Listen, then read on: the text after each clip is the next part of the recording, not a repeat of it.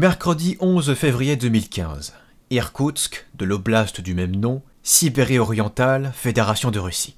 Johan Barbero, employé par le ministère des Affaires étrangères, français, où il a été nommé directeur de l'Alliance française, où il fait des conférences dans cette ville, est victime d'un complomat, par le FSB implanté localement. Un dossier monté de toutes pièces sur lui le rend coupable de pédophilie sur sa fille.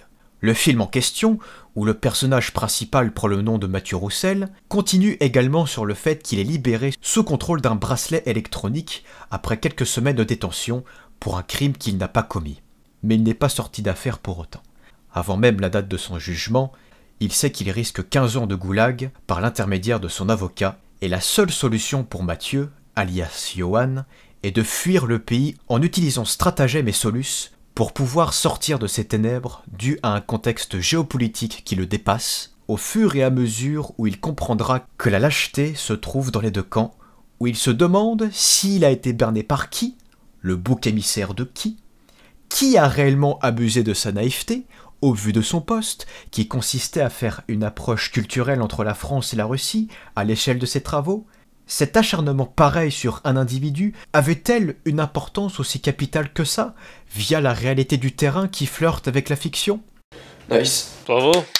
Magnifique. Bon, on commence par dire ce qu'on en a pensé individuellement du coup. Qui commence? Vas-y toi. Ok, moi je pense que c'est un bon film parce que ça m'a apporté des belles souvenirs de passé. Quand j'ai vu ces scènes, je me suis littéralement imaginé moi en train d'aller chez ma grand-mère et que je voyais un mec déporté, voilà, ou je sais pas, incarcéré pour rien. Ça, c'est des belles souvenirs. Et vive la Lettonie.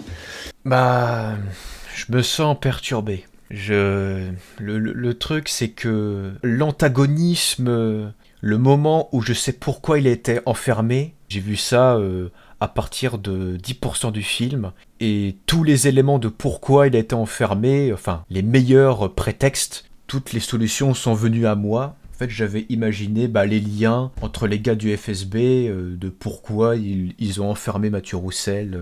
Et après ça, quand j'ai fini de regarder le film, je suis allé voir la vraie histoire de Johan Barbero, qu'au final, il avait un attrait pour la Russie. Et je ne sais pas s'il s'est fait avoir par naïveté ou s'il s'est fait avoir dès le départ, je sais pas, je suis perturbé là. Non, au moins on peut dire que ça change de la comédie française. Au moins ça porte à réflexion, c'est déjà ça. Ouais, si on enlève certaines scènes qui n'avaient pas utilité... Quelle scène par exemple? Les disputes, vous savez, le même archétype de dispute qu'on voit à la télé. La scène de sexe, pour moi, je voyais pas en quoi c'était nécessaire. Et ça fait presque avoir à cause de cette scène de sexe. Hein. Et pourquoi Mathieu Roussel, il tue le russe dans le marais? Bah ça c'est un peu évident par contre. Ouais, ça c'est de la défense, hein. Oui. Et il est aussi drogué. Il a pris Oui. Ouais. Non mais en vrai je trouve que c'est un peu dur comme critique parce que je veux dire c'est pas vraiment un film où il n'y a pas tellement de disputes, c'est juste pour contextualiser, c'est au début du film.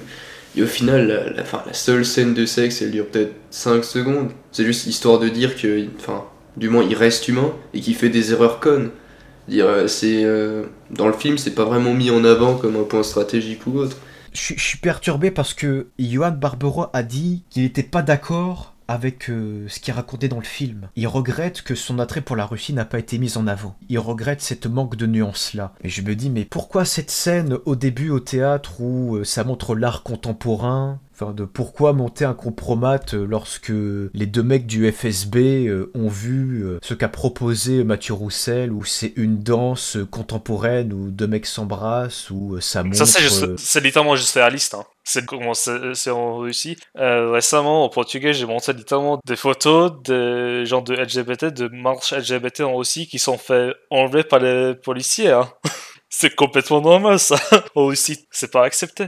Ils ne tolèrent pas. Et le discours je sais pas comment il s'appelle, mais la scène de la chasse, où il dit que, ouais, vous les occidentaux, vous êtes tellement dans la perversité.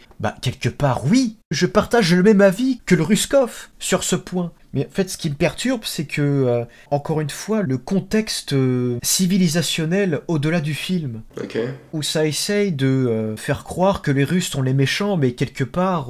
Je suis pas d'accord avec ça, personnellement. J'ai lu des critiques du même style qui expliquaient que c'était un film russophobe, donc que c'était forcément à l'encontre des Russes, mais au contraire, je trouve que tu peux pas dire ça. C'est comme si je te disais qu'un film sur le nazisme, c'est un film qui est germanophobe. C'est pas vrai. Là, on s'inspire d'une histoire vraie. En l'occurrence, c'est plutôt même assez fidèle à l'histoire vraie. Donc, si les faits réels sont russophobes, c'est là qu'il y a un problème. D'autant plus que dans le film, justement, à travers la scène de sexe ou autre, ou du moins à travers sa relation avec la femme de je sais plus qui, mais qui est russe. Non, je pensais pas Ah oui, à ça. mais ça démontre parfaitement qu'il n'y a pas de russophobie. Je veux dire, tous les Russes ne sont pas méchants dans le film, au contraire, il se fait aider par une Russe.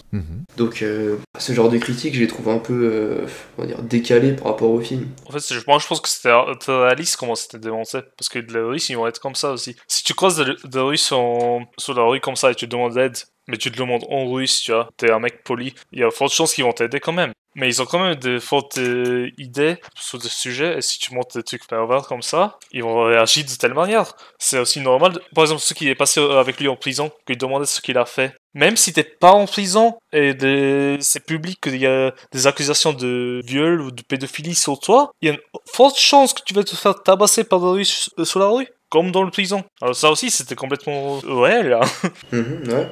Mais en plus, enfin, ce passage, justement, je trouve que ça témoigne quand même d'une volonté de violence. Je sais pas si le réalisateur avait envie de montrer un climat où il y a beaucoup de violence, mais globalement, ça montre que les gens, du moins dans la prison, cherchent absolument un motif pour te casser la gueule. Parce que ce sont pas des justifiés à la base, tu vois, c'est aussi des violeurs ou des meurtriers. Et dans le film, c'est vraiment mis en avant comme si, on va dire, l'article pour lequel t'es condamné suffisait à justifier ça. Mais les Russes, ils ont une très forte valeur par rapport à ça. Ils ne tolèrent aussi absolument pas les viols et de pédophilie.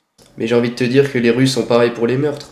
Et pareil pour les viols tout court. Enfin, je veux dire... Pour les mortiers, ils sont pas comme ça. Non, mais ici, je suis en train de parler que, tu vois, même, tu vois, les mortiers, entre eux, ils vont dire, ouais, ok, ça passe. Moi, j'ai en raison, ok, c'est pour ça que je le fais. Mais même les mortiers vont pas accepter un pédophile en Russie. C'est ça la distinction. Non, mais en France, c'est à peu près la même chose, mais philosophiquement, ça tient pas, ça tient pas. Parce que, bon, des meurtriers... Je parle de réalité, hein. Je parle de comment ça se passe en Russie. Je dis pas que c'est pas réaliste, au contraire. Mais j'ai trouvé cet aspect intéressant parce qu'il est assez représentatif des mentalités qu'il y a en prison. Tu vois, vraiment tout est motif à te casser la gueule. Genre, ils cherchent juste à se sentir légitimes pour te violenter en soi. C'est ce qui se passe. Et aussi dans ces pays-là, c'est pas juste en prison, hein. C'est des gens avec ce caractère-là qui ont juste envie de chercher la merde. Quelque part, ils vont même faire ça sur des voies publiques, hein. J'ai même vu ça chez moi en Lettonie. Parce qu'il témoigne quand même d'un climat de violence assez particulier qui est partout en fait.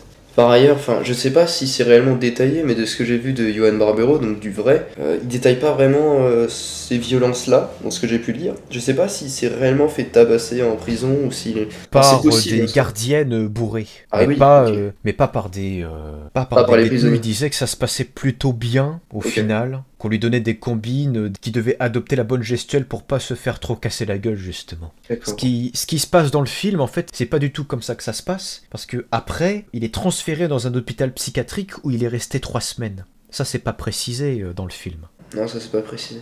Mais je pense que ça s'explique assez facilement dans le sens où ça aurait totalement cassé la dynamique du film. C'est inspiré d'une histoire vraie en soi. Oui, en plus dans le début du film, ils ont écrit ça que c'est inspiré. Ils ont inspiré légèrement, tu vois. Ils ont quand même bien dit que c'est pas hyper réaliste, c'est pas exactement l'histoire comment elle s'est produite. Ils ont quand même pris des... Ah, j'ai oublié le terme, mais tu sais, facilité scénaristique ou je sais pas quoi. Toute sa cavale est vraie, hein. Tout le chemin qu'il a parcouru, c'est vrai. Ça, c'est vrai. Bah oui, c'est basé sur ça, mais ils ont ajouté quand même des éléments pour que ça fait une bonne film. Bah, il disait que ça prenait des raccourcis caricaturaux. Johan a dit ça.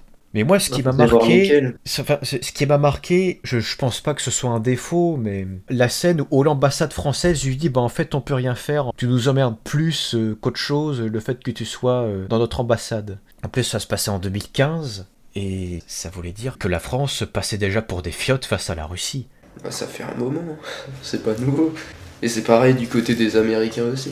Mais justement, ce côté-là, ça fait plusieurs critiques que je vois. Les gens accueillent très mal le film. Parce que pour eux, c'est une caricature, c'est...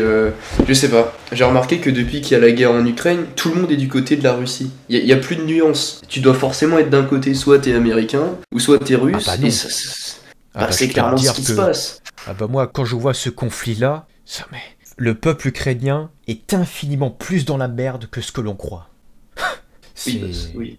C'est hallucinant. Mais c'est pas de ça que je parlais. Là, je parlais vraiment des Français, tu vois, qui regardent avec d'un point de vue extérieur. Ou, par exemple, pour ce film, qui, moi, je trouve assez intéressant, parce que pour une fois qu'il y a un film français qui sort de la comédie, qui est plutôt bien réalisé, retenir juste que c'est soi-disant russophobe ou autre, bah, je trouve ça un peu ridicule. Non, tu vois, c'est... non, c'est pas Parce ça, que mais j'arrive pas à synthétiser. Moi, quelqu'un qui a vécu beaucoup de culture russe, je dis c'est bien réalisé. Et comment ils ont traité le scénario, je pense que c'était vachement bien fait.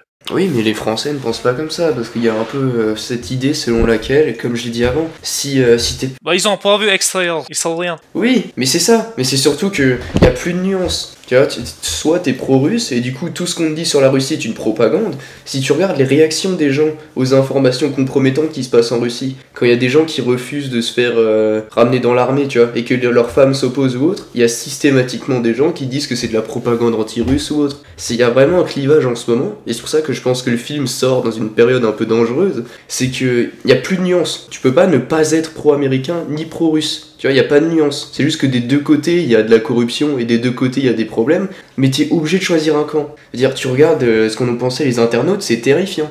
C'est-à-dire que c'est vraiment un film pour eux qui est de la propagande, qui, en dépit du fait que ce soit inspiré d'une histoire vraie, qui est plutôt, on va dire, dans la globalité, qui est plutôt réaliste. Vous voyez, enfin, c'est très librement inspiré, je suis pas tellement d'accord avec ça. C'est plutôt inspiré de manière relativement fidèle. Moi, surtout, quand j'ai vu ce film, ça m'a conforté dans l'idée que la culture est infiniment plus puissante que les outils de propagande politique pour aller dans deux camps.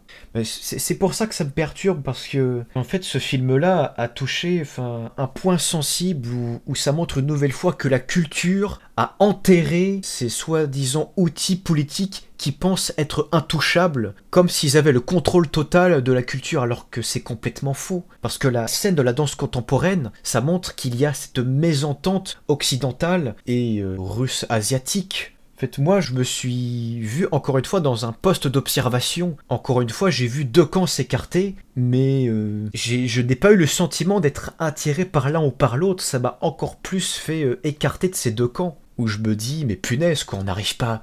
Encore une fois, c'est deux camps artificiels où il n'y aura pas de réconciliation malheureusement. C'est ça que ça me perturbe, ça m'a sorti du film, mais pas le fait que c'est pas un film mauvais. C'est parce que je me suis renseigné aussi sur la géostratégie de l'hyperpuissance américaine qui est en déclin et qui veut repousser la puissance russe sur elle-même. Et ça m'a fait penser à tout ça. Mais bon, après, est-ce que ça a un lien de manière microscopique sur une situation qui est arrivée à un individu en 2015, bien avant l'explosion de la guerre en Ukraine et bien après la fin de la guerre froide et la période de stabilité post-guerre froide? Ça m'a plus fait penser à tout ce que je me suis renseigné de la multipolarité mondiale qui est en train de se faire. Le film a été le catalyseur de ce qui m'a rappelé de ce que je me suis documenté humblement. Mais par rapport au lien que tu penses qu'il y a un lien avec, on va dire, le conflit actuel et ce film, du coup, ou du moins un micro-lien, comme tu as dit? Ouais, indirectement, ouais. Mais justement, ils ont commencé à réaliser le film quand? Est-ce qu'il y a vraiment une base? Surtout avant. Hein. Mais je pense que ça a été fait avant. Bah oui, mais c'est justement pour ça que je dis que c'est un peu stupide de parler de... Enfin, comme, pas vous forcément, mais ce que peuvent dire les gens comme quoi ce serait de la propagande, bah c'est un peu limite s'ils ont commencé à réaliser même avant la guerre. Non, mais la majorité des gens ne se sont pas renseignés qu'il y avait déjà ce malaise-là dans le Donbass. Bah écoutez, je vais vous le dire, le tournage a débuté le 19 octobre 2020 à Vilnius, donc quand même près de largement plus d'1 an. C'est Lituanie? Vilnius. Oui, en Lituanie. Ouais. Capitale. Bah tiens, la série Tchernobyl, ils ont utilisé des infrastructures lituaniennes d'ailleurs. Ouais, tous les bâtiments, hein, c'est des vieux quartiers russes après le Soviet-Union. Oui. Si tu construis. Design URSS. Ouais, t'as aussi des quartiers comme ça en Lettonie. C'est pour ça que je dis que ça m'a fait penser en Lettonie. Littéralement, parce que certaines scènes, c'est vraiment ce que moi j'ai vécu. Donc là, en fait, concernant de choisir un camp, ça me désespère encore plus parce qu'en fait, finalement, les gens n'ont pas de nuances, quoi. Alors que justement, tout est là pour montrer qu'il y a cette division, pour dire que lorsqu'il y a deux cultures qui se confrontent, et que d'un seul coup... excuse-moi, parce que je suis vraiment perturbé, parce que ça chamboule dans la tête, parce qu'il y a trop de choses en même temps, là.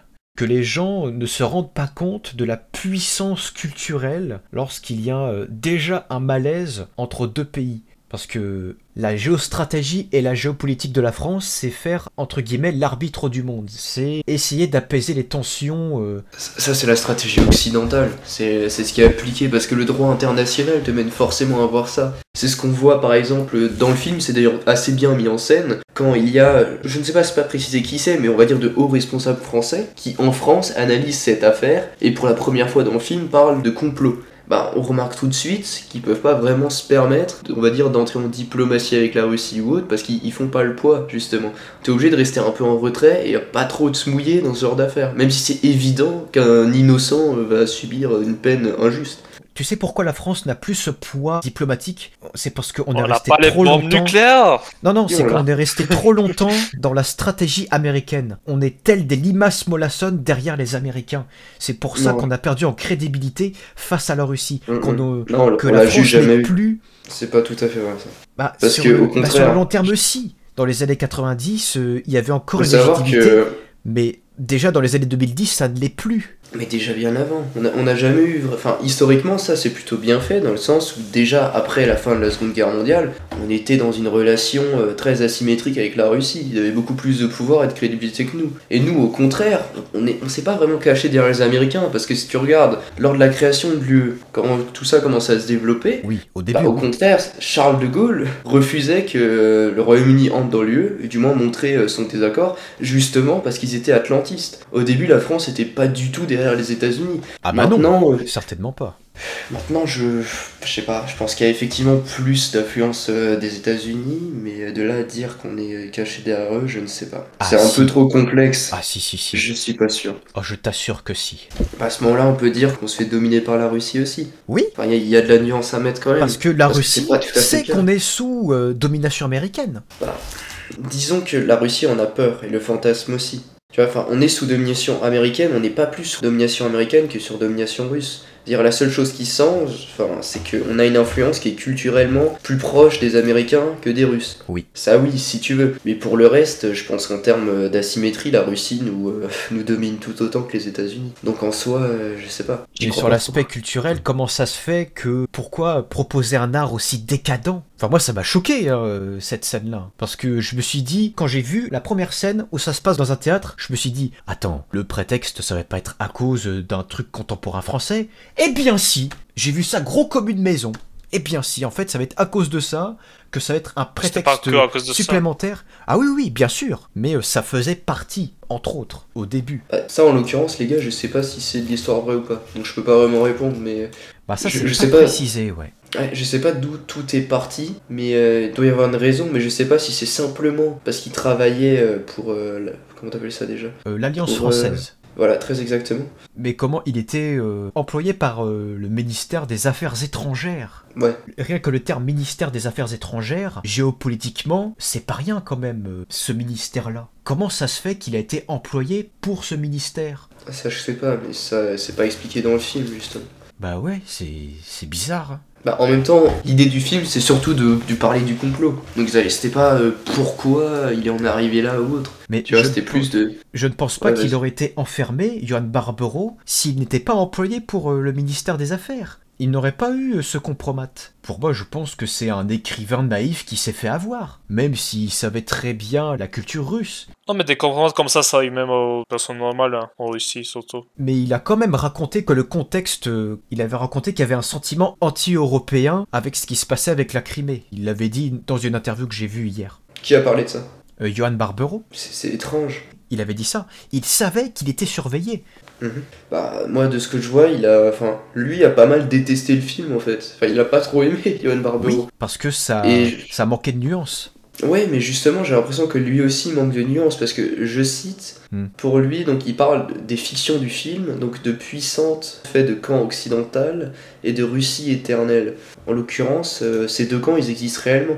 Donc, pour le coup, je trouve pas que c'est une fiction dans le film. Tu peux pas vraiment leur dire ça parce que c'est des camps qui existent et ce depuis la guerre froide. Donc, j'ai l'impression que même Johan Barbero de son côté s'exprime aussi sur un sujet qu'il connaît peut-être moins bien, qui sont les relations d'influence internationale. En l'occurrence, il y a beaucoup de critiques qu'on fait au film qui sont assez, disons, politisées pro-Russie. Parce que vraisemblablement, on est en train de critiquer. Bah, là, en l'occurrence, oui. Je suis désolé, mais ils sont en train de dire que ce film est russophobe, qu'il y a des fictions dans le film qui s'éloignent de la réalité, où il y a des fictions entre un camp occidental et une Russie éternelle. Ces fictions, elles n'existent pas. C'est pas des fictions, les gars. Je veux dire, depuis la guerre froide, il y a bien deux camps qui s'affrontent idéologiquement. Et sur tous les territoires. C'est pour ça d'ailleurs que les Américains veulent étendre l'OTAN. Donc, Oui, pour Moi, repousser ça me pose la problème. puissance russe sur elle-même. C'est le système du rollback établi par le Strategic Vision de Mackinder ou de Speakman, où c'est le contrôle du Rimland, qui contrôle le Heartland, contrôle le monde, un truc comme ça. Je me suis renseigné sur ça, de la stratégie géopolitique américaine, qui hérite Les gars, de la domination, anglaise, de l'Empire britannique. Tu veux dire quelque chose, Béton? ouais, sinon la film, le décor, hein, quand même, les gars, vous pensez quoi? De la forêt? Pas que de la forêt, mais les scènes, en fait, les bâtiments et tout ça. Réaliste. Enfin, c'est bien tourné. Le milieu. Je trouve que le milieu est assez représentatif de l'environnement dans lequel se passait le film. En plus, t'as vraiment cette impression de froideur. C'est assez bien retranscrit, donc c'est intéressant. Même l'image, elle est plutôt froide. C'est pas une image qui est chaleureuse. Je veux dire, dans le teint de l'image, il y a très peu de couleurs chaudes. Que ce soit dans les décors ou autres, même dans les maisons. Ça reste très froid. C'est littéralement ce que tu vois. Oui. Oui, littéralement, j'ai des souvenirs de passer avant le changement climatique aussi. Il faisait encore plus froid en Lettonie que maintenant. C'était vraiment ça aussi. Que t'as l'ambiance d'extérieur, un peu comme ça, sombre, froid. Ouais, ça m'a littéralement fait penser à ces scènes-là. C'est assez drôle parce que on va dire le plus russophone, même si tu l'es pas vraiment, d'entre nous, c'est quand même la personne qui a le plus apprécié le film d'entre nous. Ce qui pour moi témoigne assez d'une contradiction en fait. Parce que finalement on se rend compte que les Français détestent un film pour rien, encore une fois. C'est assez drôle. Ouais, je peux te déjà dire que si je pourrais monter ce film à mes grands-parents, Mhm. eux aussi ils vont dire que des bons trucs, je pense. Parce que c'était bien réalisé. Ouais. Peut-être les éléments qu'ils ont démontrés sont quand même vachement vrais. Peut-être pas pour ce cas-là, mais t'as eu des autres cas, des autres gens avec dans de mêmes situations comme ça, où ils ont eu un compromis pour rien, tu vois. Parce que quelqu'un a dit que voilà, c'est un pédophile ce mec-là, où il a fait je sais pas quelque chose. Ok. Aussi, ça passe très vite. Même pas en Russie, mais dans le passé, dans le pays communiste, voilà. Ah bah quand les intermédiaires du KGB fonctionnaient, je peux te dire que c'était efficace. Non, ils ont pas besoin d'excuses, et après, le système de justice non existant, hein. Vous avez vu le scène où l'avocat il disait directement, ouais, je peux rien faire, hein. Meilleure option d'échapper 10-15 ans sinon. Ouais, c'est ça. Après, il y avait aussi une seconde option qui est abordée au tout début du film, mais qui ne l'est plus après. C'est-à-dire qu'elle est abordée une fois et après on n'en parle plus. C'est l'option de le faire emprisonner en Russie, puis de le rapatrier en prison. On lui aurait donné toutes les remises de peine possibles. Cette option, ils en parlent très peu, alors c'est quand même l'option la plus rationnelle à la base. Oui, c'est l'option qui se passe souvent, mais au final, pour que tu fasses un truc comme ça, souvent les Russes ils vont demander à un vrai criminel qui a tué plein de gens, je sais pas quoi, de votre pays, tu vois. C'est déjà arrivé récemment avec une joueuse américaine de basket qui s'est fait arrêter en Russie à cause de weed, de marijuana.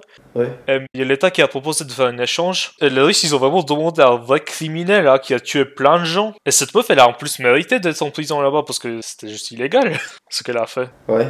Mais tu vois, ces choses aussi, c'est pas vraiment juste, hein. C'est les Russes qui mettent les termes. T'es en train de dire que les Russes demandent à ce qu'on libère du coup un criminel russe Oui, des prisons américaines? oui. Parce qu'eux aussi, ils ont des termes. Que tu es russophobe, man. C'est horrible ce que tu dis. Et c'est littéralement, ça arrive récemment, hein, ça. Ça me fait penser à un gars, enfin, petite parenthèse, mais il y a un mec qui expliquait, donc un influenceur, comme d'hab français, qui expliquait que les référendums qui ont lieu actuellement, c'était de la propagande anti-russe de dire qu'ils sont faux, sous prétexte que... Non mais attends, sous prétexte que même si le référendum se fait sans aucun isoloir, vu que les gens vont tous dire oui, et ben de toute façon, on s'en branle. Et en plus, il faut ajouter que les gens, bah, ils ont pas peur. Enfin, selon ces influenceurs français suivis par des milliers de personnes, bah, les populations n'auront pas peur des Russes. Et même s'il n'y a pas d'isoloir, elles oseront voter pour le non si elles le veulent. Moi, j'ai trouvé ça assez drôle parce que c'est totalement contradictoire avec ce que vient d'avancer le laiton et avec tout ce que tu peux chercher sur ce qui s'est passé les 10 dernières années au sein des relations internationales et juridiques avec la Russie. La Russie, c'est vraiment pas un pays qui adore les droits de l'homme. Donc ce genre de choses, c'est assez déplorable. Et même le film, qui de base a été réalisé avant que le conflit éclate vraiment, même s'il date depuis 2014, ok, mais avant qu'il y ait l'invasion russe, bah au-delà de ça, les gens arrivent quand même à faire un lien, à avoir de la propagande partout dans un film qui pour une fois sort de l'ordinaire pour les réalisateurs français. C'est vraiment dommage. Je veux dire, le public français ne mérite même pas de bons films finalement parce qu'ils savent pas les accueillir. J'ai vraiment envie de faire passer ce film au Lettonie maintenant. Surtout qu'ils ne se sont pas renseignés. Bah ça c'est la plupart du temps comme ça. Mais on voit bien que on nous a tellement abrutis avec des films débiles que la culture, plus personne n'y réfléchit. On est comme des survivants, s'il vous plaît, faites la visite en Lettonie, ou Estonie, ou Lituanie. On parlait avec la population locale là-bas, et on va tous raconter sur la Russie. Bah oui. Sur le régime de passé. Justement, j'ai une question pour toi, le laiton. C'est que j'ai trouvé étrange, c'est le fait que les gens, en Russie, ils sont plutôt au courant qu'il y a quand même de la corruption. Je veux dire, ils sont pas naïfs, ils s'en rendent compte. Non mais ils sont... En fait, ils pensent que tout ce qu'ils font, c'est correct. Ok. Ils sont vraiment pour Poutine. Et ça aussi, t'as pu voir dans une scène, tu sais, où il y a... Oui, dans la voiture. Ouais, dans la voiture, ça c'est vrai. Tu vois, qu'ils voient Poutine comme une être divine.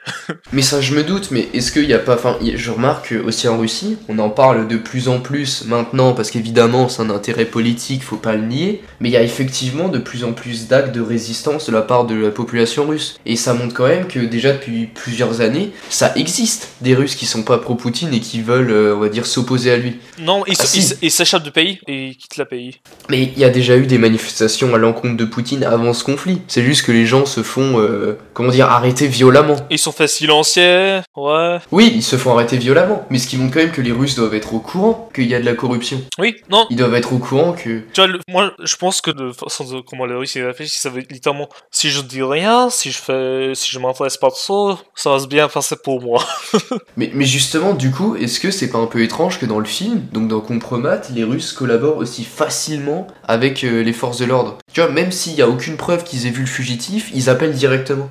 Non mais ça c'était les vieux. Et ça c'est souvent ça, parce que les vieux, ils sont vraiment pour Poutine, ils aiment leur pays, et s'ils voient une telle chose comme ça, ils vont vraiment les contacter. Bah au contraire, il y avait aussi par exemple des gens dans la station-service. Le gars qui gère la station-service qui va appeler la police, il est pas très vieux. Bah oui, mais à cause de la propagande aussi, tu vois, son contexte, il a vu sur le télé qu'il y a un pédophile qui s'est échappé, tu vois. C'est pour ça, ils s'en renseignent pas, ils consomment trop facilement le média russe. Bah et par ailleurs dans le film, je sais pas si c'est réaliste, mais il se barre en covoiturage. Ce qui ça est donc vrai, mais il est censé se barrer en covoiturage d'un ancien haut gradé russe, de ce que j'ai compris, qui va le couvrir. Ça j'ai trouvé ça extrêmement étrange. Du coup qu'un mec qui est fan de Poutine, qui est fan de l'autorité souveraine, laisse un inconnu dans le coffre de sa voiture et le protège pour le faire passer une frontière illégalement. Ça, en l'occurrence, j'ai trouvé bizarre dans le film. Bah, ça aussi, ça peut arriver, parce que les Russes, il faut pas voir les Russes comme des gens très méchants, tu vois, ils sont très facilement influencés. Oui, évidemment. Mais aussi, ils connaissent aussi qu'il y a des injustices, alors peut-être, tu vois, souvent, t'as littéralement des Russes comme ça qui vont l'aider, des criminels, parce que, en fait, il y a moyen que ce mec, il a fait une petite crime, mais après, il y a les flics qui viennent pour rien, tu vois. Ok, ouais. Et tu veux l'aider, le frère, c'est littéralement ça. Mais ça, en l'occurrence, je sais pas si ça s'est réellement passé, ou si c'est vraiment une liberté du scénario. Ouais, ça on peut pas savoir si c'est réellement passé, mais ça c'est quelque chose qui peut s'arriver. Il a eu des aides de quelqu'un, mais il a pas précisé qu'il avait reçu l'aide d'un haut gradé. Ok. Bon, du coup, c'est plus ou moins réaliste, mais on suit quand même l'histoire réelle. C'est ça le film, tu vois, t'as l'histoire globale qui est basée sur un truc vrai, et après, comment il est monté, il reste quand même réaliste, tu vois. Moi, personnellement, je vois ça comme faisable, que ça peut s'arriver à quelqu'un. Bah, en même temps, ils suivent plutôt bien les faits réels, en soi. Je veux dire, de ce que je lis, il a été retenu, le vrai, donc, Johan Barbero, a été retenu 71 jours. Dans le film, c'est pas précisé, il me semble, la durée, mais on nous fait comprendre qu'il reste pas mal de temps en prison avant de pouvoir habiter chez lui avec un bracelet électronique. Donc jusque-là, en dépit du fait qu'il ait été dans un hôpital psychiatrique, comme tu l'as rappelé, le Breton, c'est plutôt fidèle à ce qui s'est passé, du moins d'un point de vue processuel. Est-ce qu'il s'est vraiment fait aider par une Russe, ou ça, c'est toi qui as lu l'histoire en entier, le Breton? Bah en fait, c'est surtout sur l'aspect déplacement, je ne vois pas de raccourci, mais concernant des personnages qu'il a croisés, c'est pas les mêmes personnes. Ok. D'accord. Je ne pense pas que le mari de la Russe qui a fait la Tchétchénie complètement ravagée par la guerre a existé. Ok, ouais, justement c'est ça que je me demandais si c'était réaliste de ce point de vue-là ou pas. Parce que le souci de ce film-là, c'est pas aller assez en profondeur dans la dénonciation du manque de solution de l'ambassade française. Parce que quand Johan Barbero a été interviewé en 2017, il a dénoncé le manque de moyens, le manque d'assurance de l'ambassade française face à la Russie. Et ce film-là, pour moi, malheureusement, ne donne pas de solution à cette réalité qui nous tracasse. La preuve, il y a bien 2 camps qui se sont formés, et j'avais ce naïf espoir que justement les gens, avec ce film-là, n'allaient pas se mettre dans un camp ou dans un autre, surtout avec ce qui se passe en ce moment même. Et de ce que tu me dis, bah malheureusement, en fait, c'est pas le cas. Putain. C'est toujours le cas. C'est ça qui me perturbe, et puis je suis en plus, dégoûté. Je suis je trouve dégoûté que que le les gens film- n'ont pas cette nuance, quoi. Oui, mais justement, en plus, je trouve ça assez ridicule parce que dans le film, je suis désolé, mais ils mettent en avant plutôt un amour entre les populations russes et françaises. Ah Je veux oui, dire, oui. à aucun moment, ils parlent des Russes comme s'ils faisaient partie du complot ou autre. Au contraire, il se fait aider par une Russe et il témoigne de l'amitié que tu peux avoir entre un Russe et un Français qui adore la Russie. Donc bien au contraire, je trouve ça vraiment désolant que ce film arrive à cliver les gens. Ouais. Spécial laiton. Un problème? Non, je suis d'accord. Hein. C'est des gens qui sont cons, hein, c'est tout. Les gens ne voient pas la nuance entre population et élite gouvernementale. C'est d'une tristesse absolue. Ils pensent que c'est tous des mecs comme Poutine, hein, voilà. Tous les Russes sont des Poutines.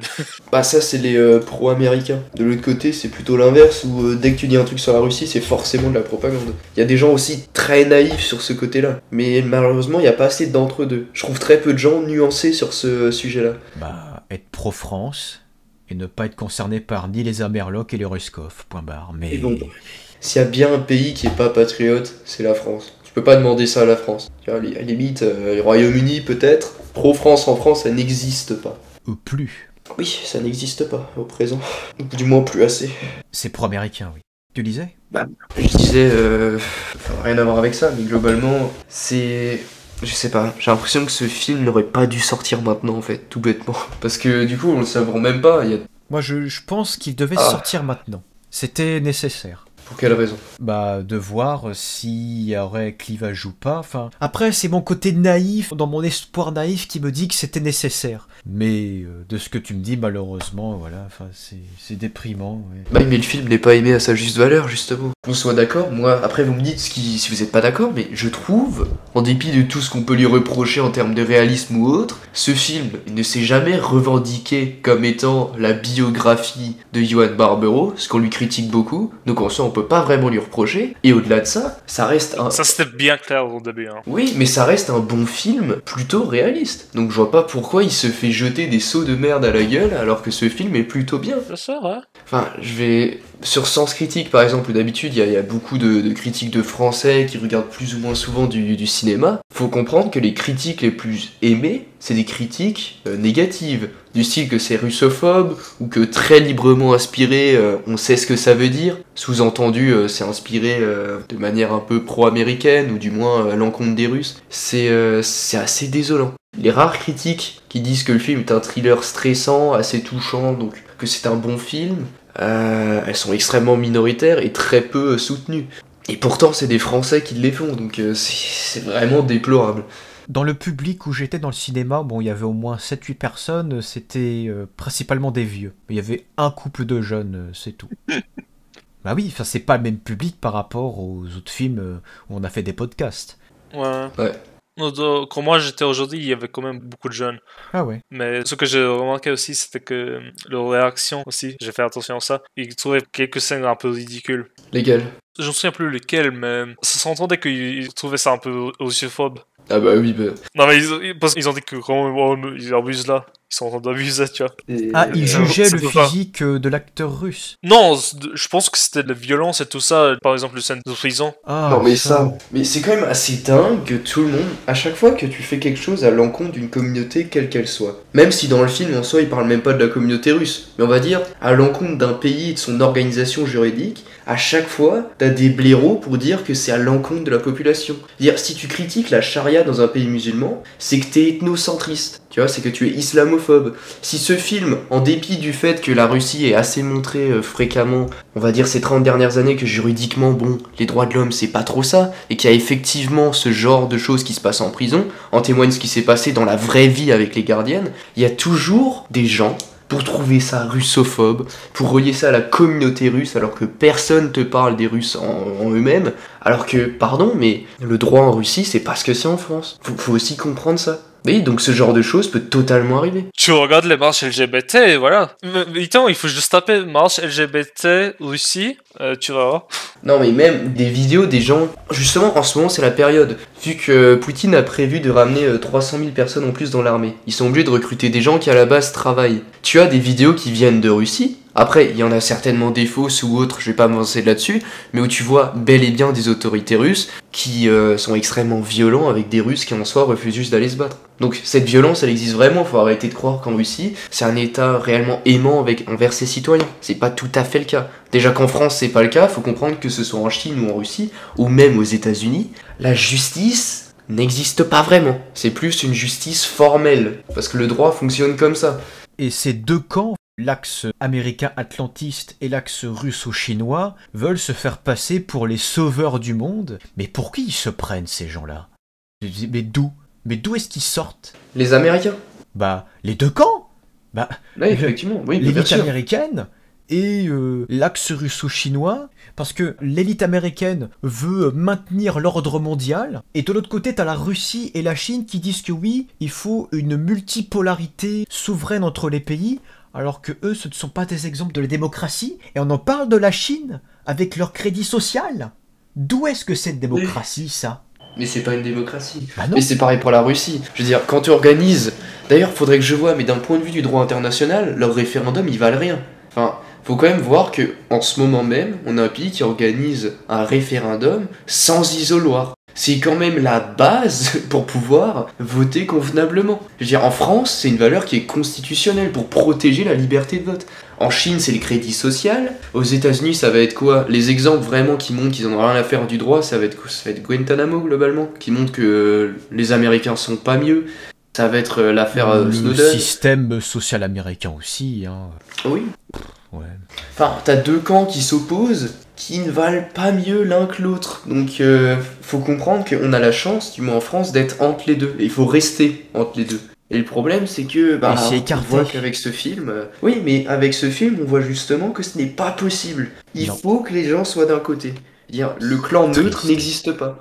Mais bah oui, mais c'est terrible, parce que du coup, on part dans des débats à la con, on renie tout. D'un côté, on renie le fait que ce soit de la propagande, alors que, d'un autre côté... les gens disent que c'est anti-russe, enfin, y a pas de nuance, c'est un peu ça le problème. Les gens n'auront pas le courage de redresser l'avion qui s'appelle Culture Airlines, qui est en train de sombrer dans l'océan du néant. C'est ça ce qui est en train de se passer. Je sais même pas si c'est vraiment une question de culture, je pense que c'est simplement une question de bon sens. Parce que même si tu n'as pas réellement de culture, le bon sens devrait te permettre de te situer. Mais je ne pense pas que ce sont les partis politiques de tous les pays concernés qui sont porte-garant du ciment civilisationnel de l'entente des peuples à travers le monde. C'est ça que je voulais dire sur cet aspect-là. Répète ça.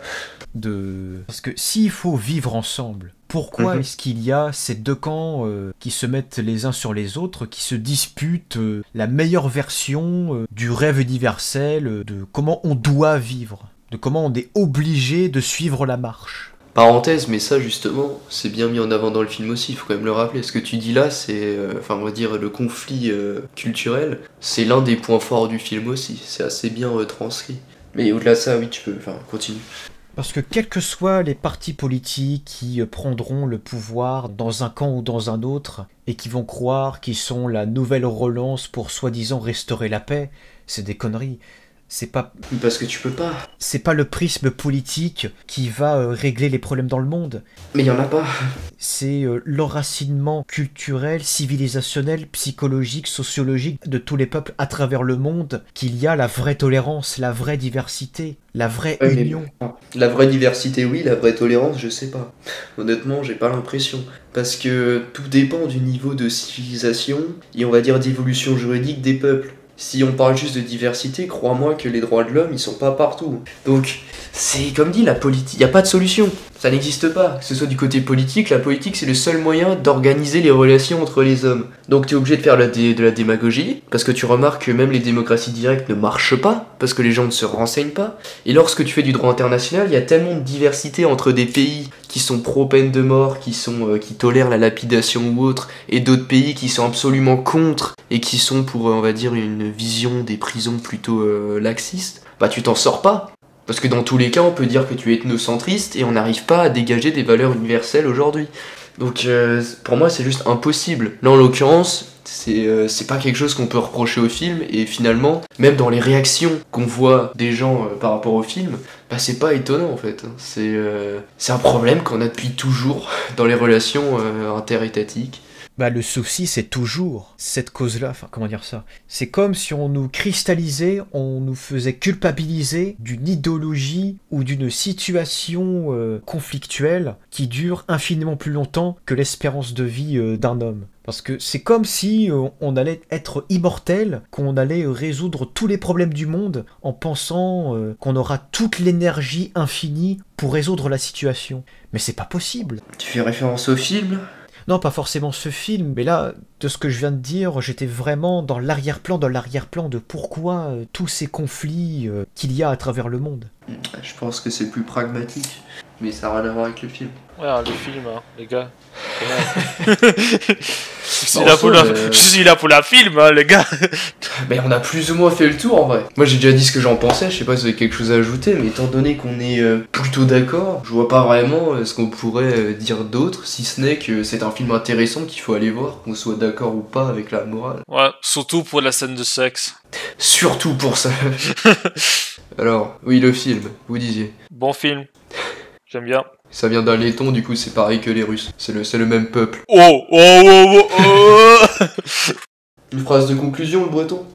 Dans des contextes qui se télescopent, y a-t-il vraiment une morale dans tout ça ?